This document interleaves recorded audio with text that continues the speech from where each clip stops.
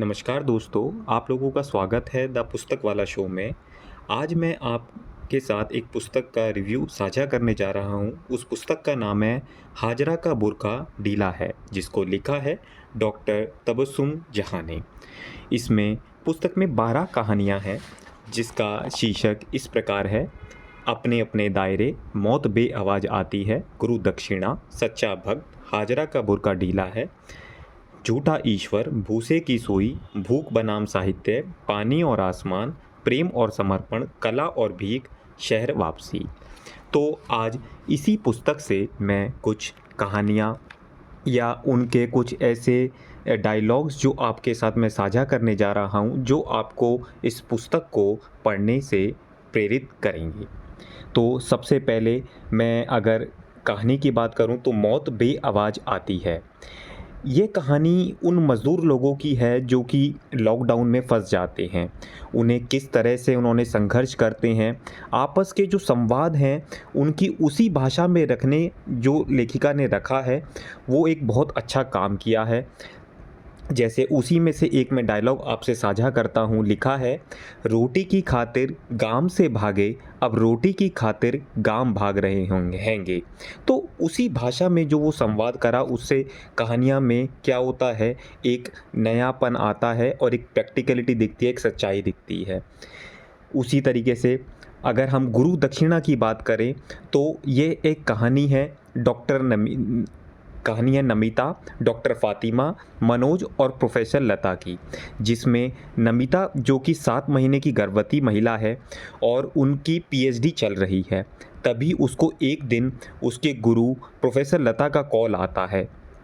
तो अब आपके अंदर जिज्ञासा बनेगी कि क्या क्या बात होती है उसकी कॉल पर, जिससे उसकी ज़िंदगी में ऐसा तूफ़ान आ जाता है। क्या लता ने एक गुरु होने के नाते अपना फ़र्ज़ निभाया था? क्या नमिता ने अपने गुरु को दक्षिणा ऐसे क्या दिया? तो इस तरीके की चीज़ें आपको पुस्तक पढ़ने से आपको रुचिकर रखती है और आपको लगता है कि ये पुस्तक हमारे को पढ़नी चाहिए। उसी तरीके से जैसे इसमें ही एक डायलॉग था, गर्भ की पीड़ा तो वैसे ही थी पर दिल बहुत हल्का महसूस हो रही थी। तो अब हम चलते हैं अगली कहानी पे, जिसका शीर्षक है सच्चा भक्त। सच्चा भक्त एक, मैं कहूँ तो सामाजिक सौहार्द की कहानी है, जो शायद हम सभी भारतवासी को ज़रूर पढ़नी चाहिए। जिसमें पंडित जी का परिवार और जुम्मन मियाँ का परिवार है। जुम्मन मियाँ माता की चुनरी बनाने का काम करते हैं और पंडित जी उन्हीं से चुनरी लेते हैं। धीरे धीरे संबंध उनके पारिवारिक होने लगते हैं। अब आपको ये देखना है कि ऐसा क्या होता है कि पंडित जी जुम्मन मियाँ को सच्चा भक्त बोलते हैं। तो इस तरीके से जिज्ञासा आपके अंदर होनी चाहिए, जिससे कि आपको लगे कि इस पुस्तक को हमारे को पढ़ना चाहिए। उसी तरीके से जो इस कहानी का शीर्षक है, जिस पे पुस्तक है, हाजरा का बुर्का ढीला है। इस कहानी में क्या है, एक लड़की है जिसका नाम हाजरा है। वो बहुत अच्छा बैडमिंटन खेलती है। बुर्के और पर्दे को लेकर संवाद होता है उसमें। जब एक सहेली उसकी सूट पहनकर आती है तो उसके भी मन में जिज्ञासा रहती है कि काश मैं भी सूट पहन पाती। अब तो उसके उसी में एक डायलॉग आता है, उसके हल्केपन से कहे लफ्ज़ ने जैसे उसके भीतर के भारीपन को खोल दिया। और फिर आपको सोचना है, समझना है कि क्या बुर्के के बाद भी प्रेम हो सकता है? क्या हाजरा को एक हिंदू लड़के से प्रेम होता है? इसमें ही देखो एक कितनी अच्छी बात लिखी है लेखिका ने कि शरीर से प्रेम नहीं, आत्मा से प्रेम किया।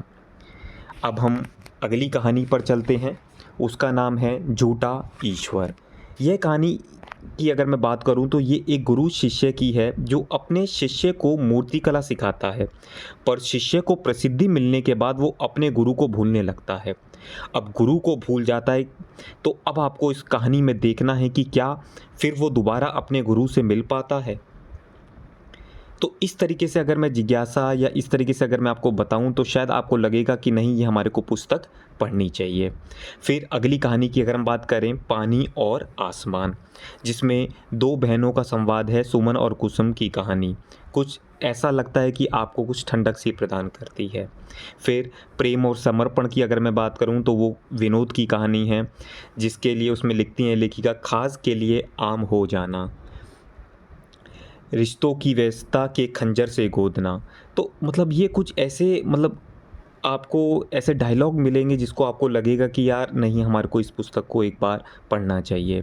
कला और भीख जो एक कहानी है, इस कहानी में पढ़कर आपको लगेगा कि जैसे कि किरदार हमारे आस-पास ही होते हैं, पर हम उनको ही नज़रअंदाज कर देते हैं। जैसे सिमरन, जिसको 2 किरदारों ने घेर लिया, भिखारी लड़की और बाजीगर लड़की। तो वो बहुत सुंदर संवाद है। जब आप उस कहानी को जब आप उसको पढ़ेंगे तो आपको समझ में आएगा। जैसे एक जगह लिखती हैं लेखिका कि बाजीगर लड़की का संवाद आपके दिल में उतर जाता है। तो वो जब आप पढ़ेंगे, उसको आप महसूस करेंगे, तो फिर आपको लगेगा कि नहीं, मुझे इस हाजरा का बुर्का ढीला है पुस्तक को, जिसको छापा है शिवना प्रकाशन ने, आप इसको पढ़ें और उसका रिव्यू हमसे साझा करें।